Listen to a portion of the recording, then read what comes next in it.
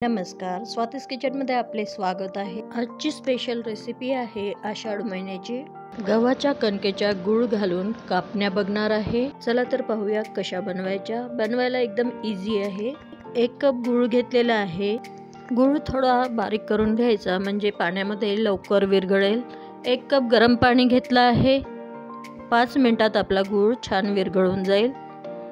आपल्याला गुळाचं पाणी बनवून घ्यायचं आहे। आता गूळ छान पाण्यात विरघळल्यानंतर गाळणीने गाळून घ्यायचं म्हणजे गुळामधला कचरा निघून जाईल। परातीमध्ये 2.5 कप कणिक गाळून घेतलेली आहे। अर्धा चम्मच मीठ घालायचं जे कापण्यांना छान चव येईल। 2 चमचे बेसन घालते आहे। 2 चमचे रवा घालते आहे। रव्याऐवजी तांदळाचं पीठ 2 चमचे घातलं तरी चालेल। त्यामुळे कापण्या खूप चवदार बनेल आणि छान मिक्स करून घ्यायचं। कापण्या खुसखुशीत होण्यासाठी 4 ते 5 चमचे मोहन कडकडीत तेलाचं घालायचं। छान चमच्याने गरम असल्यामुळे मिक्स करायचं।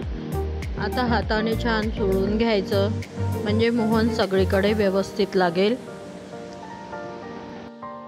आता मोहन चोळून झाल्यानंतर हातामध्ये मुठीत बांधून बघायचं व्यवस्थित आपलं मोहन झालेलं आहे। आता गुळाच्याच पाण्याने डो भिजवायचा। थोडं थोडं पाणी घालूनच गुळाचं असा आपला डो तयार करून घेतलेला आहे। एकदम घट्ट नाही आणि पातळ नाही, हे प्रमाण एकदम परफेक्ट आहे। आता डो 10 मिनिटं झाकून ठेवायचं कारण त्यामध्ये आपण रवा घातलेला आहे। 10 मिनिटानंतर असा आपला डो तयार झालेला आहे। मोहन घातल्यामुळे कणिक लावायची लाटताना गरज नाही। 1 लाटी घेऊन पोलपाटावर छान एक गोल अशी चपाती लाटून घ्यायची। जर तुम्हाला वाटत असेल पोलपाटाला चिकटत आहे तर तूप किंवा तेल तुम्ही पोलपाटाला लावू शकता। आता चपाती लाटून झाल्यावर वरून खसखस लावायची, वरून आणि खालून खसखस लावायची आणि त्यावर बेलन फिरून घ्यायचं। दुसऱ्याही बाजूने अशीच खसखस लावून बेलन फिरून घ्यायचं किंवा डो भिजवतानाही तुम्ही खसखस घातली तरी चालेल। एकदम जर पातळ लाटली चपाती तर खूपच खुसखुशीत होते। अशा लांब लांब कापण्या पाडून आणि तिरप्या अशा आपल्या कापण्या तयार होईल।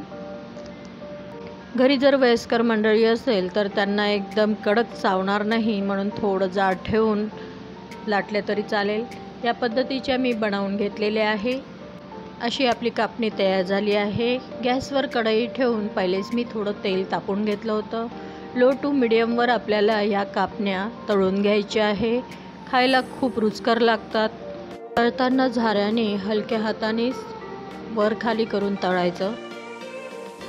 कापण्या 10 ते 15 दिवस तुम्ही एअरटाईट कंटेनरमध्ये ठेवू शकता। तसंच प्रवासात जर तुम्हाला खायसाठी म्हणून गोड तर तुम्ही हा डब्यामध्ये नेऊ शकता। अशा आपल्या गोल्डन कलरच्या कापण्या तळून तयार झालेल्या आहे। रेसिपी आवडली असेल तर लाईक करा, शेअर करा, सबस्क्राईब करा। एक कापणी मी तोडून दाखवते, बघा किती खुसखुशीत तयार झालेली आहे। ह्या कापण्या तर लहान मुलांपासून तर मोठ्यांपर्यंत सगळ्यांनाच आवडते। आषाढ महिन्यात कणिक आणि गुळाच्या कापण्या आवर्जून केल्या जातात। करून पहा आणि कमेंट सेक्शनमध्ये सांगा कशा बनल्या। भेटूया पुढच्या व्हिडिओमध्ये नवीन रेसिपीसोबत। तोपर्यंत खात राहा, आनंदी राहा, स्वस्थ राहा। वेळात वेळ काढून व्हिडिओ बघण्याबद्दल धन्यवाद।